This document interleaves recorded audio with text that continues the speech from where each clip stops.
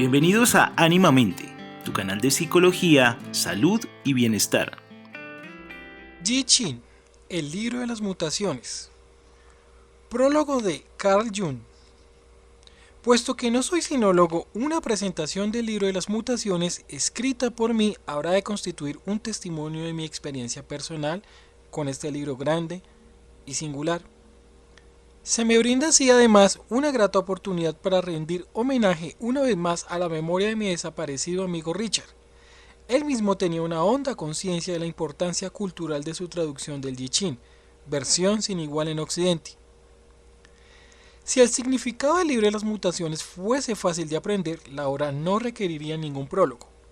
Pero sin lugar a dudas, no es este el caso, ya que hay tantas cosas que se presentan oscuras en torno de él, que los estudiosos occidentales tendieron a desecharlo, considerándolo un conjunto de fórmulas mágicas o bien demasiado abstrusas como para ser inteligibles, o bien carentes de todo valor. La traducción del Yi Qin, única versión disponible hasta ahora en inglés, contribuyó poco para hacer accesible la obra a la mentalidad occidental. Richard, en cambio, hizo el máximo esfuerzo para allanar el camino hacia la comprensión del texto. Estaba en condiciones de hacerlo, dado que él mismo había aprendido la filosofía y el uso del Yi Qin con el venerable sabio Lao Nai Xuan. Además, durante un periodo de muchos años había puesto en práctica la singular técnica del oráculo. Su captación del significado viviente del texto otorga a su versión del Yi Qin una profundidad de perspectiva que nunca podría provenir de un conocimiento puramente académico de la filosofía china. Le estoy muy agradecido a Richard por la luz que él aportó a la comprensión del complicado problema del Yi Qin, y asimismo por facilitar una profunda introvisión. En lo que respecta a su aplicación práctica, a lo largo de más de 30 años me he interesado por esta técnica oracular o método de exploración del inconsciente, ya que me parecía de insólita significación. Ya estaba bastante familiarizado con el Yi Qin cuando por primera vez me encontré con Richard a comienzos de la década del 20. Me confirmó entonces lo que yo ya sabía y me enseñó muchas cosas más. No conozco el idioma chino ni he estado nunca en China. Puedo asegurar al lector que no es en modo alguno fácil hallar la correcta vía de acceso a este monumento del pensamiento chino, que se aparta de manera tan completa de nuestros modos de pensar. A fin de entender qué significa semejante libro, es imperioso dejar de lado ciertos prejuicios de la mente occidental. Es un hecho curioso que un pueblo tan bien dotado e inteligente como el chino no haya desarrollado nunca lo que nosotros llamamos ciencia. Pero sucede que nuestra ciencia se basa sobre el principio de causalidad y se considera que la causalidad es una verdad axiomática. No obstante, se está produciendo un gran cambio de nuestro punto de vista. Lo que no consiguió la crítica de la razón pura de Kant, lo está logrando la física moderna. Los axiomas de la causalidad se están conmoviendo hasta sus cimientos. Sabemos ahora que lo que llamamos leyes naturales son verdaderamente estadísticas que deben por lo tanto necesariamente dejar margen a las excepciones. Todavía no hemos tomado lo bastante en cuenta el hecho de que necesitamos del laboratorio, con sus incisivas restricciones, a fin de demostrar la invariable validez de las leyes naturales. Si dejamos las cosas a merced de la naturaleza, vemos un cuadro muy diferente. Cada proceso se ve interferido en forma parcial o total por el azar, hasta el punto que, en circunstancias naturales, una secuencia de hechos que se ajuste de manera absoluta a leyes específicas constituye casi una excepción. La mente china, tal como yo la veo obrar en el Yi Qin, parece preocuparse exclusivamente por el aspecto casual de los acontecimientos. Lo que nosotros llamamos coincidencia parece constituir el interés principal de esta mente peculiar. Y aquello que reverenciamos como causalidad casi no se toma en cuenta. Hemos de admitir que hay bastante que decir sobre la inmensa importancia del azar. Un incalculable caudal de esfuerzos humanos está orientado a combatir y restringir los perjuicios o peligros que entraña el azar. Las consideraciones teóricas sobre causa y efecto a menudo resultan desvaídas e imprecisas en comparación con los resultados prácticos del azar. Está muy bien decir que el cristal de cuarzo es un prisma hexagonal. La afirmación es correcta en la medida en que se tenga en cuenta un cristal ideal. Sin embargo, en la naturaleza no se encuentran dos cristales exactamente iguales. Pese a que todos son inequívocamente hexagonales, la forma real, empero, parece interesar más al sabio chino que la forma ideal. La bigarrada trama de leyes naturales que constituyen la realidad empírica posee para él mayor significación que una explicación causal de los hechos, los que por otra parte deben usualmente ser separados unos de otros a fin de tratarlos en forma adecuada. La manera en que el Yi Qin tiende a contemplar la realidad parece desaprobar nuestros procedimientos causalistas. El momento concretamente observado se presenta a la antigua visión china más bien como un acaecimiento fortuito que como el resultado claramente definido de procesos en cadena concurrentes y causales. La cuestión que interesa parece ser la configuración formada por los hechos casuales en el momento de la observación, y en ningún modo las razones hipotéticas que aparentemente justifican la coincidencia. En tanto que, cuidadosamente, la mente occidental tamiza, pesa, selecciona, clasifica, separa, la representación china del momento lo abarca todo, hasta el más minúsculo y absurdo detalle, porque todos los ingredientes componen el momento observado. Ocurre así que cuando se arrojan las 3 monedas o se cuentan los 49 tallos, estos pormenores casuales encuentran en la representación del momento de la observación y constituyen una parte de él. Una parte que, aunque insignificante para nosotros, es sumamente significativa para la mentalidad china. Para nosotros sería un acerto banal y casi exento de sentido, por lo menos a primera vista, decir que todo lo que ocurre en un momento dado posee inevitablemente la calidad peculiar de ese momento. Esto no constituye un argumento abstracto, sino un argumento realmente práctico. Existen conocedores capaces de determinar solo por el aspecto, el gusto y el comportamiento de un vino, el año de su origen y la ubicación del viñedo. Existen anticuarios capaces de indicar con exactitud, casi pasmosa, la fecha, el lugar de origen y el creador de un object de art o de un mueble, solo con mirarlo. Y hasta existen astrólogos que pueden decirnos, sin ningún conocimiento previo de nuestro natalicio, cuál era la posición del Sol y de la Luna y qué signo del zodiaco ascendía sobre el horizonte en el momento de nuestro nacimiento. Frente a tales hechos es preciso admitir que los momentos pueden dejar huellas perdurables. En otras palabras, quien quiera haya inventado el Yi Qin estaba convencido de que el hexagrama obtenido en un momento determinado coincidía con este en su índole cualitativa, no menos que en la temporal.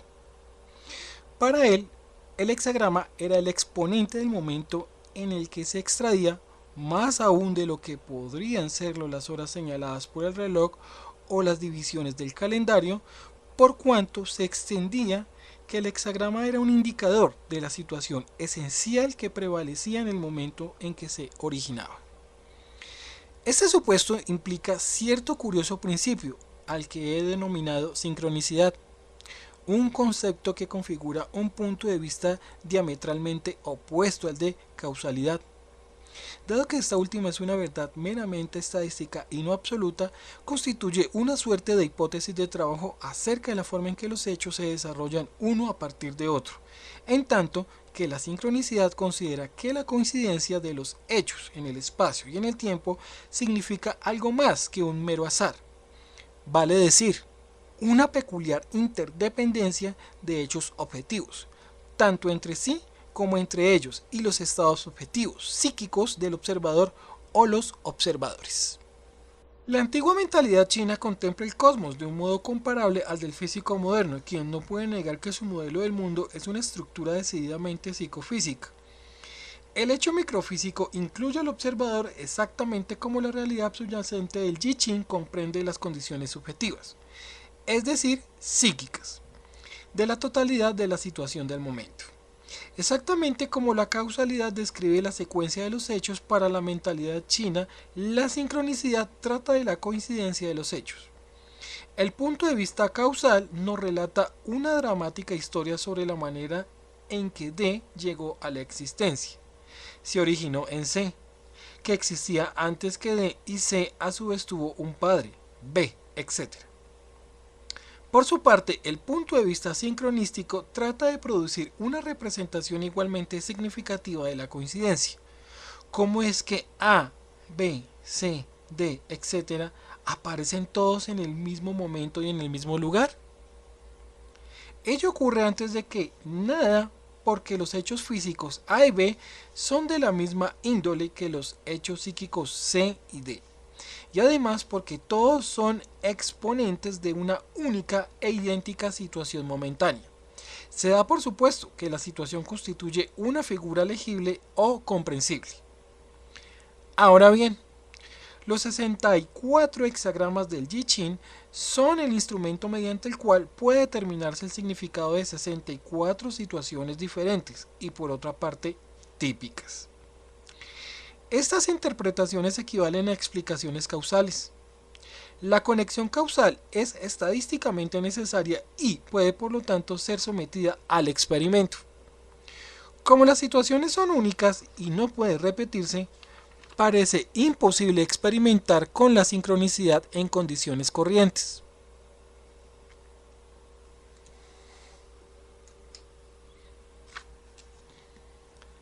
En el I Ching, el único criterio de validez de la sincronicidad es la opinión del observador según la cual el texto del hexagrama equivale a una versión fiel de su estado psíquico.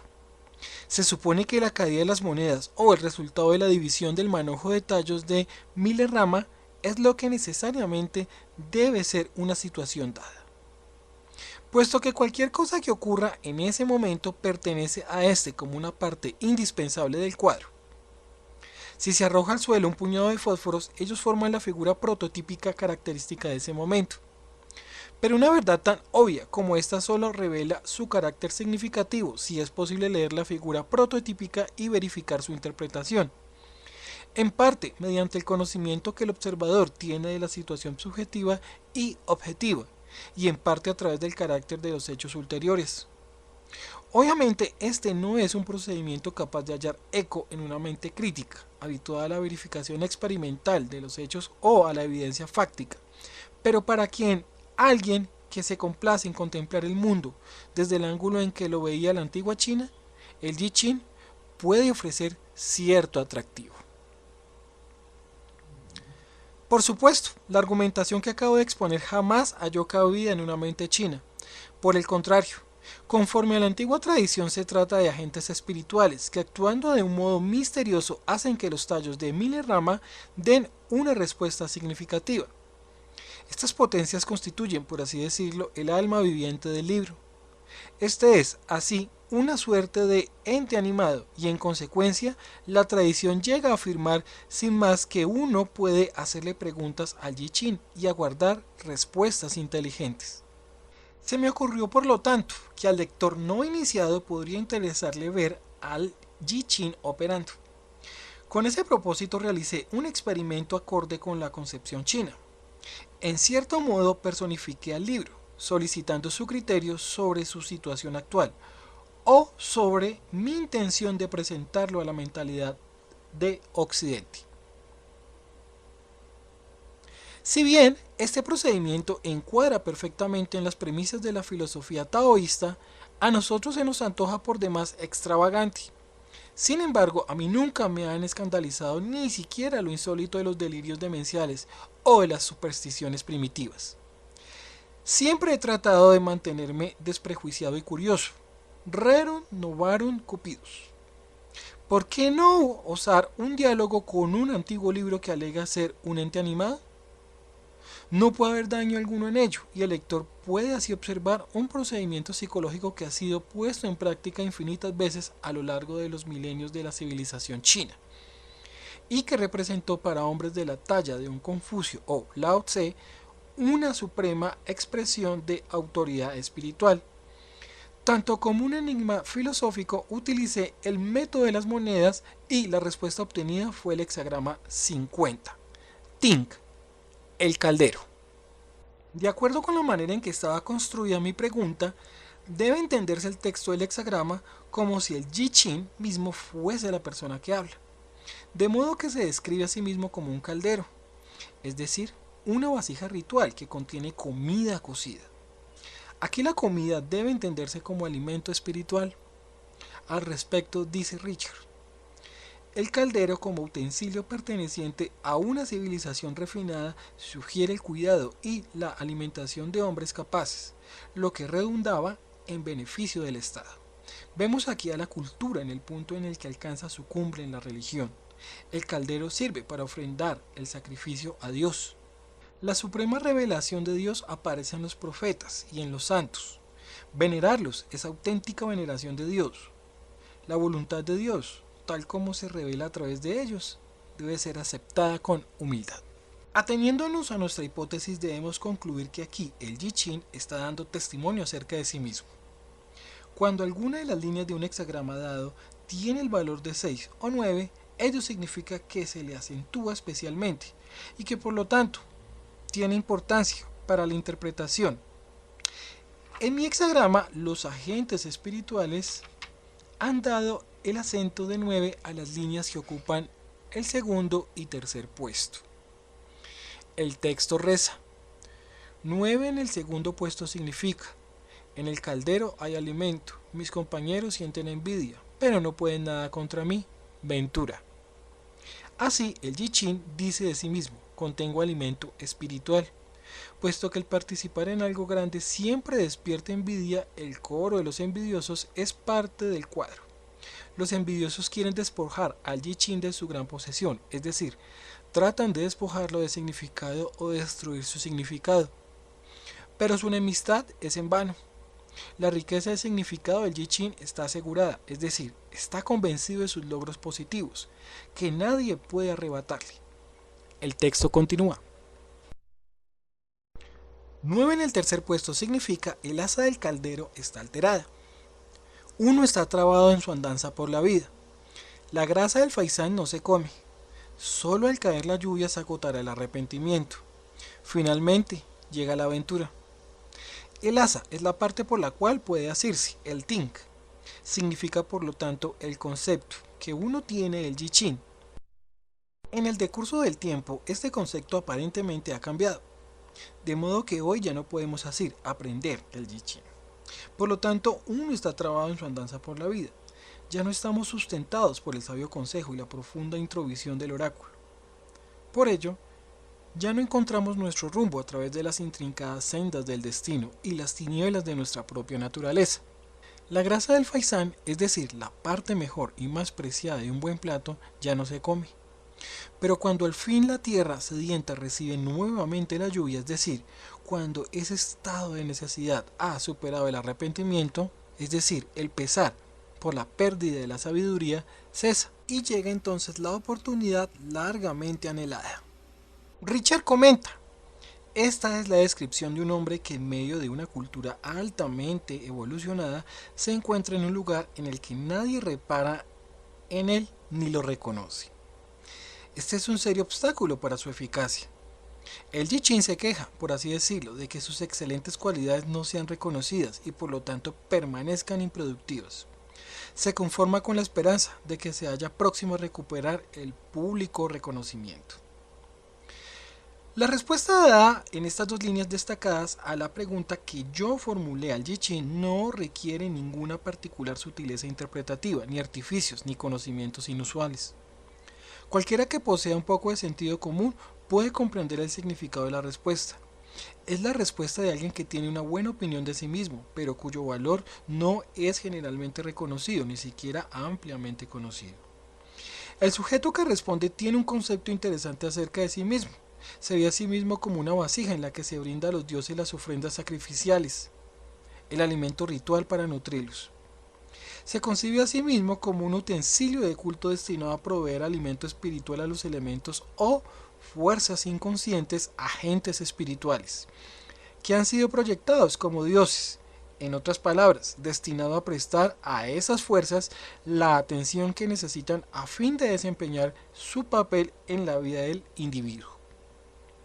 En verdad, Este es el significado primero de la palabra religio: una cuidadosa observancia y consideración de lo luminoso.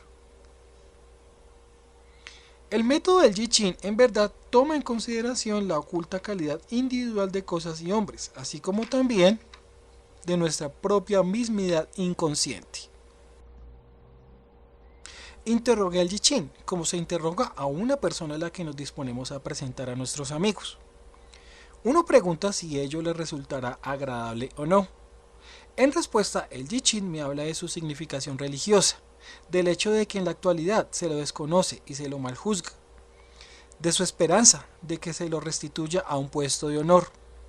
Esto último obviamente con una mirada de reojo a mi aún no escrito prólogo, y sobre todo a la versión inglesa. Esto parece ser una reacción perfectamente comprensible, tal como la que podría esperarse también de una persona en situación similar. Pero, ¿cómo vino a surgir esta reacción?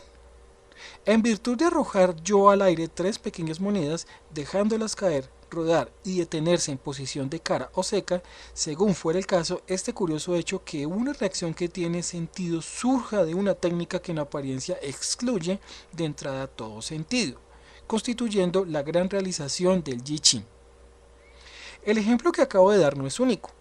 Las respuestas plenas de sentido constituyen la regla. Tanto sinólogos occidentales como distinguidos eruditos chinos se tomaron la molestia de informarme que el I Ching es una colección de fórmulas mágicas obsoletas. En el transcurso de esas conversaciones, mi informante admitía a veces que había consultado el oráculo por intermedio de un adivino, por lo general un sacerdote taoísta. No podía tratarse de otra cosa sino de puras tonterías, claro está, pero, y es bastante curioso, la respuesta recibida coincidía, al parecer, de un modo notablemente acertado con el punto sensible psicológico del consultante. Estoy de acuerdo con el pensamiento occidental en que era posible que existiese cualquier número de respuestas a mi pregunta, y por cierto no puedo afirmar que otra respuesta no hubiera sido igualmente significativa. Sin embargo, la respuesta recibida fue la primera y la única. Nada sabemos sobre otras posibles respuestas. Plantear la misma pregunta por segunda vez hubiera sido una falta de tacto, de modo que no lo hice. El maestro solo habla una vez. El burdo enfoque pedagógico que pretende encuadrar los fenómenos irracionales dentro de un molde racional preconcebido es para mí una blasfemia. En verdad, cosas tales como esta pregunta deben permanecer como eran cuando por primera vez surgieron a la luz. Porque sólo así llegamos a saber qué hace la naturaleza cuando se la deja actuar por su cuenta, sin que se vea perturbada por la intromisión del hombre. No deberíamos recurrir a los cadáveres para estudiar la vida. Por lo demás, la repetición del experimento es imposible, por la simple razón de que no se puede reconstruir la situación original. Por lo tanto, en cada caso solo hay una primera y única respuesta. Pero volvamos al hexagrama. No hay nada extraño en el hecho de que todo el texto del hexagrama Tin, el caldero, amplíe los temas ya enunciados por las dos líneas salientes. La primera línea del hexagrama dice: un caldero con las patas tumbadas, propicio para la eliminación de lo estancado. Uno toma una concubina por amor al hijo de ella. No hay tacha. Un caldero cabeza abajo no se halla en uso, por lo tanto el I Ching es como un caldero fuera de uso. Darlo vuelta sirve para eliminar lo estancado, como lo expresa la línea. Del mismo modo que un hombre toma una concubina cuando su mujer no tiene un hijo, así se recurre al I Ching cuando no se entrevé otra salida.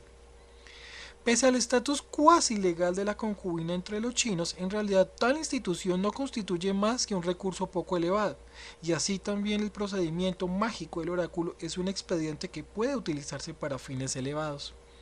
No hay tacha, pero se trata de un recurso excepcional. La segunda y tercera líneas ya han sido consideradas. La cuarta línea dice: al caldero se le rompen las patas, la comida del príncipe se derrama, y queda mancillada su imagen. Desventura. Aquí el caldero ha sido puesto en uso, pero evidentemente de una manera muy desmañada, es decir, se ha abusado del oráculo o se lo ha malinterpretado. De este modo el alimento divino se pierde y uno se expone a la vergüenza. Lech traduce como sigue: al sujeto en cuestión lo harán ruborizarse de vergüenza. Abusar de un utensilio de culto como el tin es una crasa profanación. Evidentemente, aquí el Yichin insiste en proclamar su dignidad de vasija ritual y se pone a ser usado para fines profanos. La quinta línea dice: el tin tiene asas amarillas, argollas de oro. Es propicia a la perseverancia. El Yichin, según aparece, se ha encontrado con una nueva y correcta amarilla comprensión, es decir, con un nuevo concepto, mediante el cual puede ser aprendido. Este concepto es valioso. Existe en efecto una nueva edición en inglés que torna el libro más accesible que antes para el mundo occidental. La sexta línea dice: el caldero tiene argollas de jade, gran ventura, nada que no sea propicio. El jade se distingue por su belleza y su suave resplandor. Si las argollas son de jade, toda la vasija acrecienta su belleza, honor y valor. Aquí el Yichin se expresa como si se sintiera no solo satisfecho, sino por cierto muy optimista. Solo cabe aguardar los hechos ulteriores y entre tanto contentarse con la grata conclusión de que el Yichin aprueba la nueva edición. He mostrado en este ejemplo lo más objetivamente que pude cómo procede el oráculo en un caso dado. Naturalmente el procedimiento varía un poco según la manera en que se le formule la pregunta. Por ejemplo, si una persona se halla en una situación confusa, él mismo puede aparecer en el oráculo como el que habla. O si la pregunta concierne a una relación con otra persona, ésta puede aparecer como la que habla. Sin embargo, la identidad del que habla no depende por entero de la manera en que se construya la pregunta, dado que nuestras relaciones con nuestros semejantes no siempre se ven determinadas por hechos. Muy a menudo nuestras relaciones dependen casi exclusivamente de nuestras propias actitudes, si bien podemos no tener conciencia alguna de este hecho.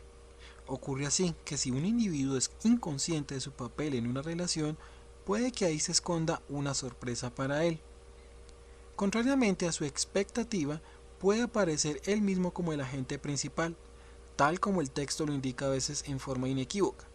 También puede ocurrir que tomemos una situación demasiado en serio y la consideremos de extrema importancia, en tanto que la respuesta que obtenemos al consultar al Yichin dirige la atención hacia algún otro aspecto insospechado implícito en la pregunta. Casos como este podrían hacer pensar por lo pronto que el oráculo es falaz. Se dice que Confucio recibió una sola respuesta inapropiada, a saber, el hexagrama 22. Lo agraciado, un hexagrama que en toda su extensión tiene que ver con lo estético. Esto nos recuerda el consejo dado a Sócrates por su daimon: tú deberías hacer más música, a raíz de lo cual Sócrates empezó a tocar la flauta. Confucio y Sócrates compiten por el primer puesto en lo que se refiere a sensatez y a una actitud pedagógica frente a la vida, pero es poco probable que ninguno de los dos se ocupara de conferir gracia a la barbita de su mentón, como lo aconseja la segunda línea de ese hexagrama. Desgraciadamente, la sensatez y la pedagogía a menudo carecen de gracia y encanto, y así es posible que después de todo el oráculo no se haya equivocado. Volvamos una vez más a nuestro hexagrama.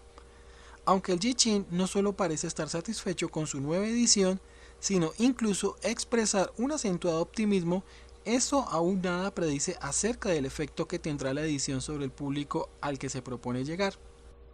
Puesto que tenemos en nuestro hexagrama dos líneas yan destacadas por el valor numérico 9, estamos en condiciones de averiguar qué clase de pronóstico formula el Yichin para sí mismo. Según la concepción antigua, las líneas señaladas con un 6 o un 9 poseen una tensión interior tan grande que las lleva a transformarse en sus opuestos, es decir, Yan en Yin y viceversa. Mediante este cambio obtenemos en el caso presente el hexagrama 35. Sin, el progreso. El sujeto de este hexagrama es alguien que tropieza en su ascenso con toda suerte de vicitudes, y el texto describe la forma en que debería conducirse. El Yichin se encuentra en la misma situación, se eleva como el sol y se le da a conocer, pero es rechazado y no haya confianza. Se lo ve progresando, pero apesadumbrado.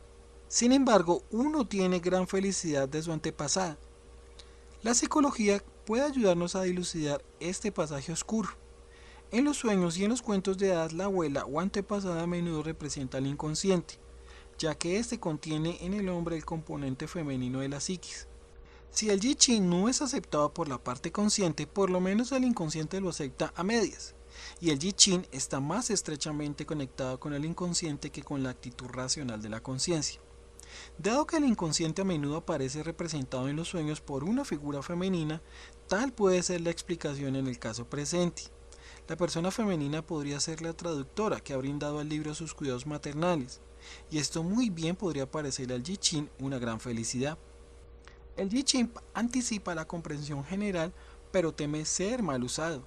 Progresa como una comadreja, pero está atento a la advertencia.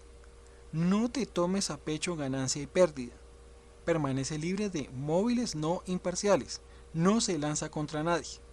Por lo tanto, el I Ching encara su futuro en el mercado librero norteamericano con calma, y se expresa aquí tal como lo haría cualquier persona sensata con respecto al destino de una obra tan controvertida. Esta predicción es tan razonable y está tan llena de sentido común que sería difícil pensar en una respuesta más atinada. Todo esto ocurrió antes de haber escrito yo los párrafos que anteceden. Al llegar a este punto, quise conocer la actitud del I Ching frente a la nueva situación. El estado de cosas había sido alterado por lo que yo había escrito, en la medida en que yo mismo había entrado ahora en escena y por lo tanto esperaba saber algo sobre mi propia acción. Debo confesar que mientras escribía este prólogo no me sentí demasiado feliz, ya que como una persona con sentido de responsabilidad hacia la ciencia, no acostumbro afirmar algo que no puedo probar o, por lo menos, presentar como una cosa aceptable para la razón. Es, por cierto, una tarea problemática tratar de presentar a un público moderno y dotado de sentido crítico un conjunto de arcaicas, fórmulas mágicas, con la intención de volverlas más o menos aceptables. Emprendí la tarea porque yo mismo pienso que hay en el antiguo modo de pensar chino más de lo que está a la vista, pero me resulta embarazoso tener que apelar a la buena voluntad y a la imaginación del lector, dado que debo introducirlo en la oscuridad de un arcaico ritual mágico. Desgraciadamente, conozco demasiado bien los argumentos que pueden esgrimirse en contra de él. Ni siquiera sabemos con certeza si el barco que ha de llevarnos por sobre los mares ignotos no hace agua por algún lado. ¿No estará corrompido el viejo texto? ¿Es correcta la traducción de Richard? ¿No nos embelezamos a nosotros mismos con nuestras propias explicaciones? El I Ching insiste de un extremo a otro de su texto en la necesidad del conocimiento de sí mismo. El método que servirá para lograrlo está expuesto a toda clase de abusos, de ahí que no esté destinado a la gente inmadura y de mente frívola. Tampoco es adecuado para los intelectualizantes y racionalistas, solo es apropiado para gentes pensantes y reflexivas a quienes les place meditar sobre lo que hacen y lo que les ocurre. Predilección que no debe confundirse con lo morboso y rumiante cavilar del hipocondriaco. Como he señalado más arriba, no tengo respuesta para la multitud de problemas que surgen cuando tratamos de armonizar el oráculo del I Ching con nuestros cánones científicos aceptados. Pero, falta hace decirlo, nada oculto puede deducirse por raciocinio. Mi posición en estas cuestiones es pragmática, y las grandes disciplinas que me han enseñado la utilidad práctica de este punto de vista son la psicoterapia y la psicología médica.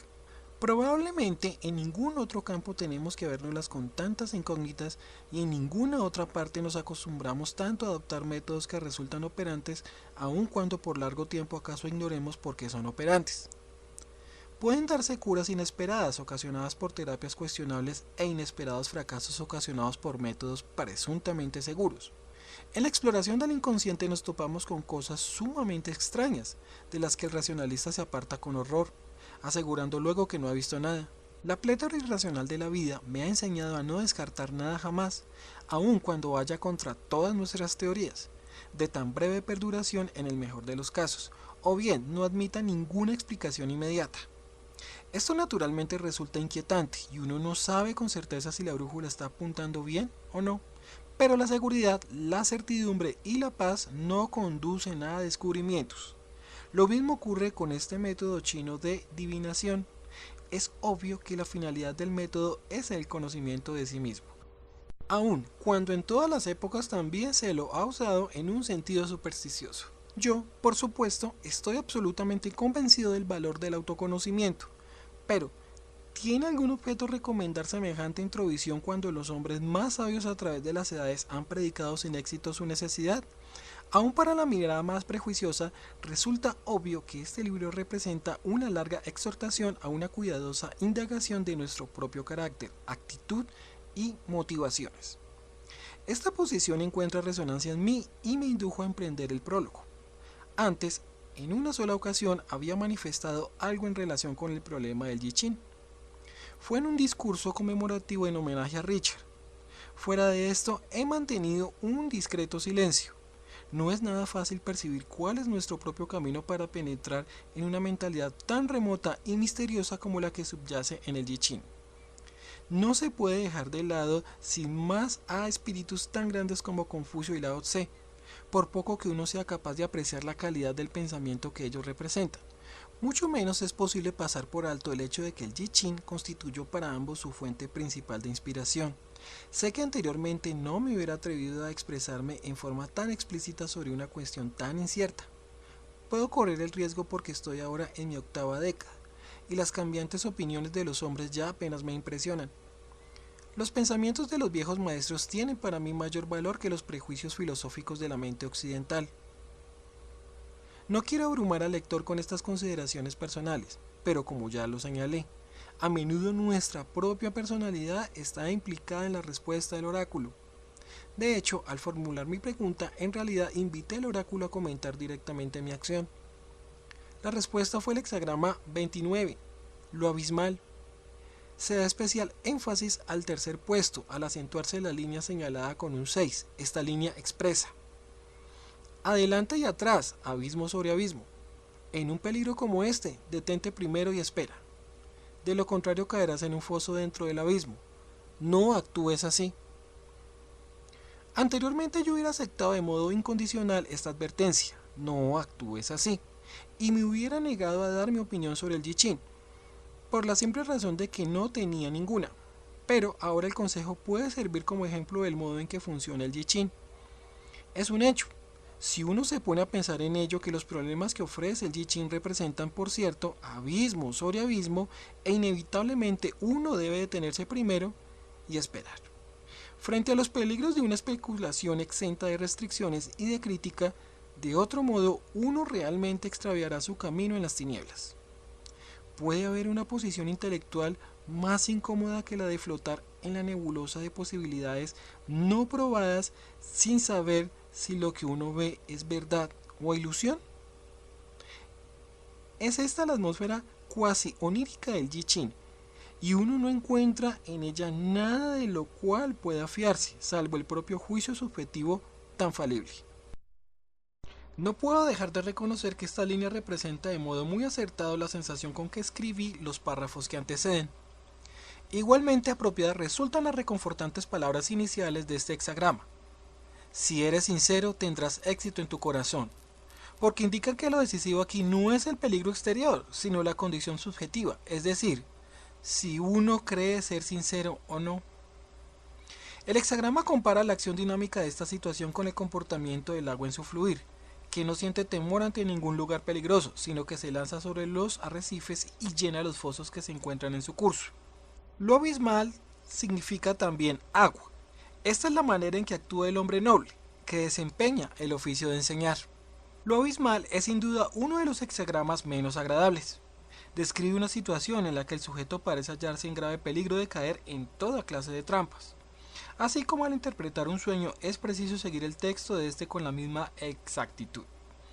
Al consultar el oráculo hay que tener presente la forma de la pregunta planteada, ya que la misma pone un límite definido a la interpretación de la respuesta. La primera línea del hexagrama indica la presencia del peligro. En el abismo uno cae en un foso. La segunda línea hace lo mismo y luego agrega el consejo. Uno debe esforzarse para alcanzar solo las cosas pequeñas.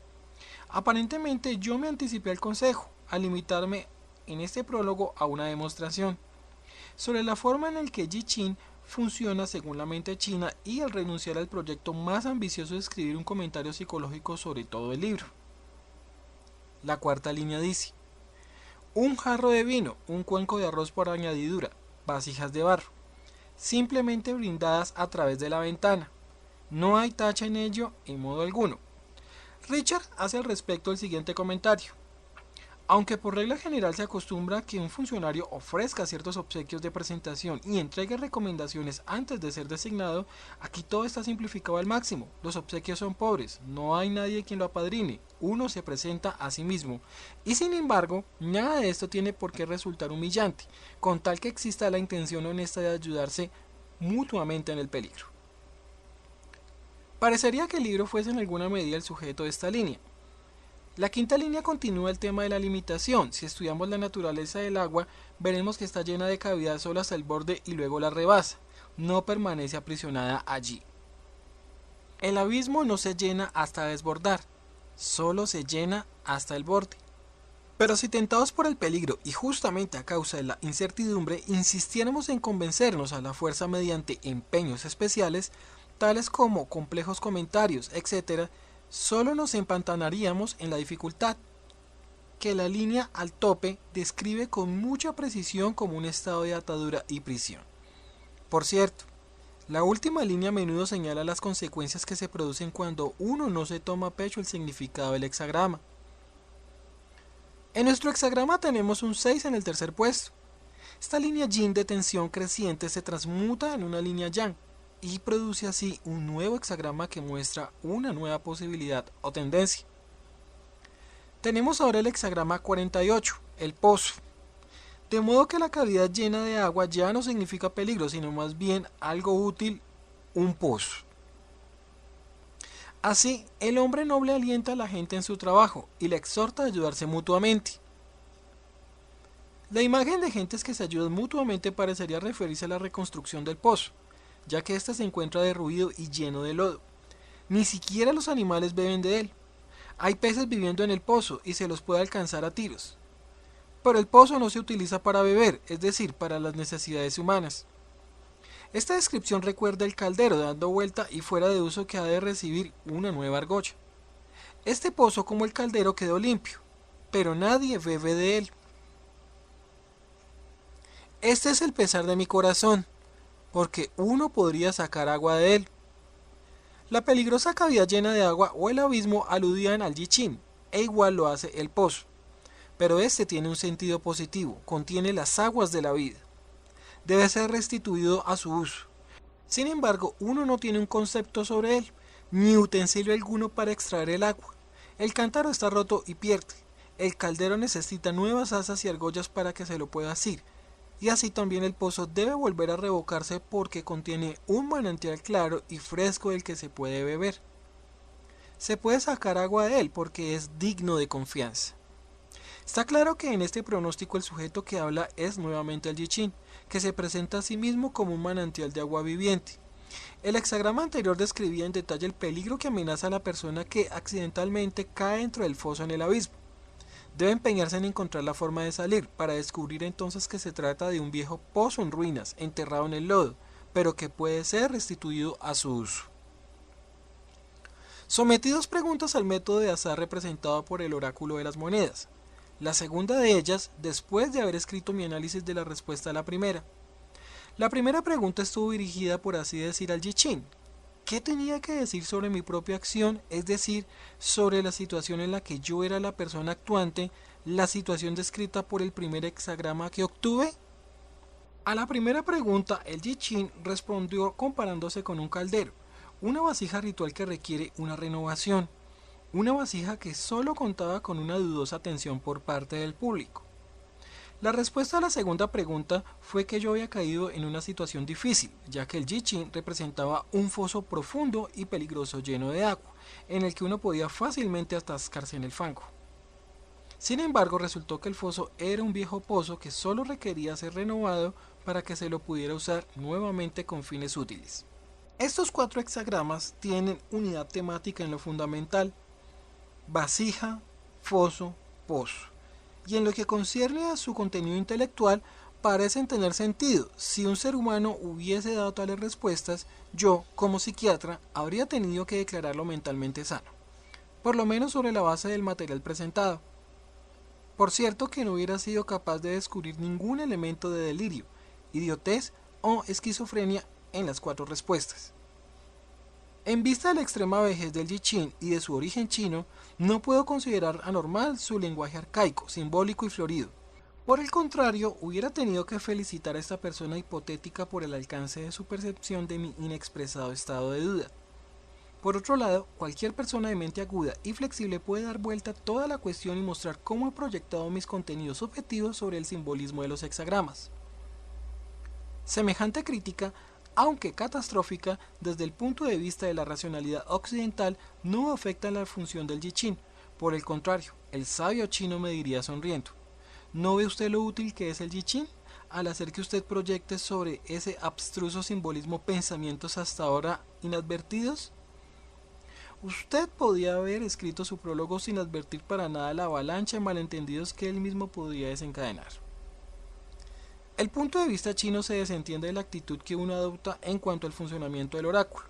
Únicamente nosotros nos sentimos perplejos porque tropezamos una y otra vez con nuestro prejuicio, o sea, con la noción de causalidad. La antigua sabiduría de Oriente pone el acento sobre el hecho de que el individuo inteligente entienda sus propios pensamientos, pero no le preocupa en lo más mínimo la forma en que lo hace. Cuanto menos piense uno en la teoría del Yi-Ching, mejor dormirá. Me parece que sobre la base de este ejemplo, un lector desprejuiciado estará ahora en condiciones de formarse por lo menos un criterio tentativo sobre el modo de operar del Yi-Ching. Mas no se puede esperar de una simple introducción. Si mediante esta demostración he conseguido dilucidar el fenómeno psicológico del Yi-Ching, habré logrado mi propósito. En cuanto a las 1000 preguntas, dudas y críticas que este libro singular suscita, yo no puedo contestarlas. El Yi-Ching no se ofrece acompañado de pruebas y resultados, no alardea ni es fácil de abordar, no ofrece hechos ni poder, pero para los amantes del autoconocimiento, de la sabiduría, si los hay, parece ser el libro indicado. Para algunos su espíritu aparecerá tan claro como el día, para otro umbrío como el crepúsculo, para un tercero oscuro como la noche. Aquel a quien no le agrade no tiene por qué usarlo, y aquel que se oponga a él no está obligado a hallarlo verdadero. Dejémoslo salir al mundo para beneficio de quienes sean capaces de discernir su significación. Carl Jung, 1949.